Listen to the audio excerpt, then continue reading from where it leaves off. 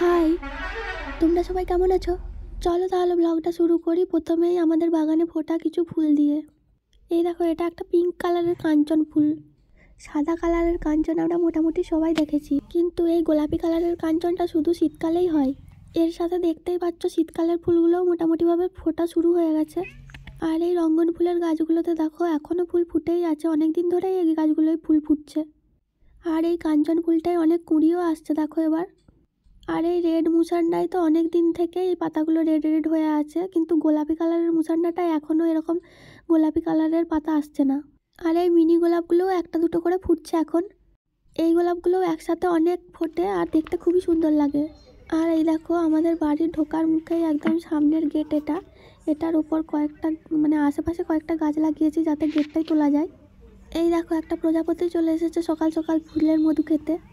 দাঁড়াও, তোমাদের প্রজাপতিটা খুব কাছ থেকে নিয়ে দেখাবার চেষ্টা করছি। খুব সুন্দর লাগে দেখতে যখন এভাবে প্রজাপতিগুলো ঘুরে বেড়ায়। এই দেখো, এই প্রজাপতিটা যেতে না যেতে আরেকজন এসে হাজির। এটা প্রজাপতি না মদ তোমরাই বলো। এরপর আমার এক বন্ধুকে বলেছিলাম কাগজ ফুলের কিছু ডাল নিয়ে আসতে।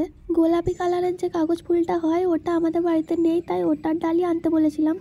সাদা কালারের কাগজ ফুলের গাছও আমাদের নেই, কিন্তু বাবা একটা জায়গা থেকে নিয়ে এসে আমাকে ওই ডাল দিয়েছিল, ওটার থেকে পাতা গজিয়েছে এখন। তো দেখো, গোলাপি কালারের কাগজ ফুলের যে ডালটা এনেছিল সেটার থেকে ছোট ছোট কাটিং করে আমি মাটিতে বসিয়ে রেখেছি। আর এরকম কাগজ ফুলের ডাল বসালে তোমরা ওপরের দিকগুলো ডালের ওপরের দিকগুলোতে একটু রান্নার যে খাবার হলুদ হয় ওই হলুদ দিয়ে দিতে পারো। আর ডালগুলো বসানোর সময় আমি একটু রুট হরমোন ব্যবহার করেছিলাম। আর এটা হলো সাদা কালারের যে কাগজ ফুলটা বাবা এনে দিয়েছিল সেটা। এই দেখো কেমন, এটাও কাটিং থেকে আমি লাগিয়েছিলাম, এটাতে পাতাও চলে এসেছে এত, আর ফুলও দেখো ধরতে শুরু করে দিয়েছে। আর এই যে সাইডে দেখতে পাচ্ছ কাটিংগুলো, এগুলো কিন্তু ওই গোলাপি কাগজ ফুলের। দেখা যাক এই ডালগুলো থেকে পাতা বেরোয় কিনা।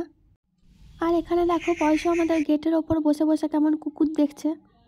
একটা নয়, দুটো নয়, তিনটে কুকুর, তবুও দেখো পয়সার কোনো ভয় নেই, ওখানে গেটের ওপরেই বসে আছে। কুকুরগুলো আগে বিড়াল দেখলেই ওদেরকে ছুটাতো, কিন্তু এতদিন ধরে বিড়াল দেখতে দেখতে ওরাও অভ্যস্ত হয়ে গেছে কেমন। দেখো এখন ওরাও বসে আছে আর আমাদের পয়সাও কেমন বসে আছে।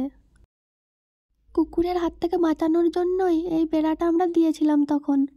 শুধু কুকুর নয়, শেয়ালের হাত থেকে বাঁচানোর জন্যও এটা দেওয়া হয়েছিল, কারণ তোমরা আগেই জানো যে পয়সর আরও একটা ভাই আর একটা বোন ছিল। আর যেহেতু বেড়াটা ছিল না তখন, তাই শেয়াল এসে একদিন ওর যে বাকি দুটো ভাই বোন ছিল তাদেরকে ধরে নিয়ে চলে যায়। আমরা অনেক খোঁজাখুঁজি করেছিলাম তারপর, কিন্তু ফেরত পাইনি আর ওদেরকে।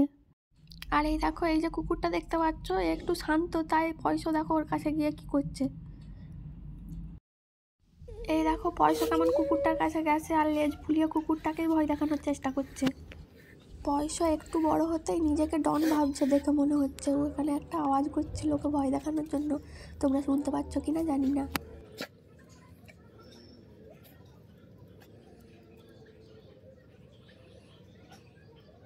এই দেখো কুকুরটাকে কেমন দেখছে।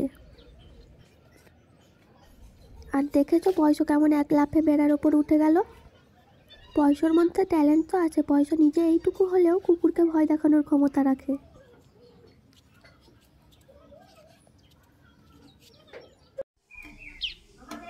এবার এই দেখো পয়সা চলে এসেছে এখানে পাখি ধরতে। সেই কাঁচের জানলাটায়, যেটা তোমাদের সাথে আগেই শেয়ার করেছি, ওটাই দেখো সেই টুনটুনি পাখিটা এসেছে ছোট্ট, ওটাই এখন পয়সা চাই তাই ধরবে বলে বসে আছে।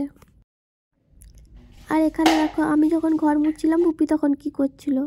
পুপি একটি প্যারালাইজড বাচ্চা হলেও পুপি কিন্তু সব কাজে আমাকে সাহায্য করে। এই দেখো ঘর মোছার কাজেও আমাকে সাহায্য করতে চায়। আমাদের বাড়ির যে যাই কাজ করুক তাতে কিন্তু পুপির ইন্টারেস্ট খুব বেশি। তাহলে দেখো সেই পুপিকে আমাদের এতটুকু এনেছিলাম, সেই পুপি আমাদের এত বড় হয়ে গেছে। এই যে দেখছো কেমন দুষ্টুমি করছে পুপি আমাদের। এই দেখো পুপি আমাদের ঘর মোছার কাজ শুরু করে দিয়েছে। দেখো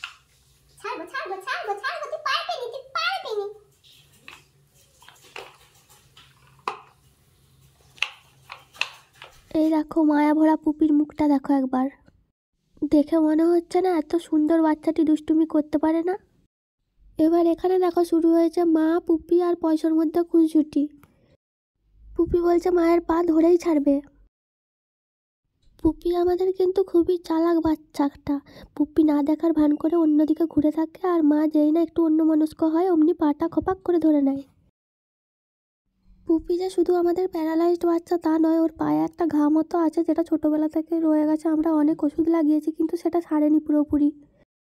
আর ওই জায়গাটা ব্যান্ডেজ করে রাখার চেষ্টাও করেছি অনেক সময়, কিন্তু ও দাঁতে করে তুলে দেয় ব্যান্ডেজ করলেও। ওই ঘাটা শুকানোর জন্য চেষ্টা আমরা খাবার ওষুধ খাইয়েও করেছি, কিন্তু খাবার ওষুধ খাওয়ালেও ওই ঘাটা যখনই শুকিয়ে যায় ও দাঁতে করে আবার তুলে দেয়। আসলে ও যেহেতু হাঁটতে পারে না সেহেতু পাটা ঘষে ঘষে যায়, আর পাটা যতই ঘষে ওই ঘাটা তত বেড়ে বেড়েই যায় আর শুকায় না। তবু আমরা চেষ্টা করছি ওর পায়ের ঘাটা যাতে ঠিক হয়ে যায় সেজন্য। আমাদের পুপির থেকে শিক্ষা নেওয়া উচিত। দেখো পুপির জীবনে এত কষ্ট থাকা সত্ত্বেও পুপি কত হ্যাপি আছে। আর এই দেখো এখানে পয়সা কী করছে, পয়সা এখানে নিশ্চয়ই কোনো দুষ্টুমি করতে এসেছে। এই দেখো জল যাওয়ার গর্তে হাত ঢুকিয়ে কেমন ইঁদুর ধরছে। আর পুপি এখানে বহু চেষ্টা করেও মায়ের পা ধরতে না পারায় দেখো মাথা খারাপ হয়ে গেছে পুপির। পুপির মুখটা দেখো একবার এদিক একবার ওদিক হচ্ছে। আর এই দেখো পুপি পয়সার বন্ধুত্ব। মা একটু রোদে শুয়ে বলে এই খাটটা বের করেছিল, তো ওরা মাকে সরিয়ে দিয়ে নিজেরাই উঠে বসে আছে। দেখো বাড়ির সব জিনিসই ওদের অধিকার বেশি, দেখো তাই এই খাটের ওপরও আধিপত্য স্থাপন করেছে ওরা দুজনে। ওরা নতুন কোনো জিনিস দেখলেই সেটার উপর চেপে বসে যায়। দেখো ওদের দেখে মনে হচ্ছে যেন ওদের জন্যই খাটটা বের করেছি আমরা। আর এই দেখো এই না বলতে বলতে আরেকজন এসে হাজির হয়েছে ফুলে। এই প্রজাপতিটা আবার সাদা কালো আর লাল কালারের। আর পুপি এখানে বসে বসে প্রজাপতি দেখছে, আর পয়সা এখানে উল্টে পড়ে আছে। আমি এখন যাচ্ছি গাছগুলোই জল দেবো বলে।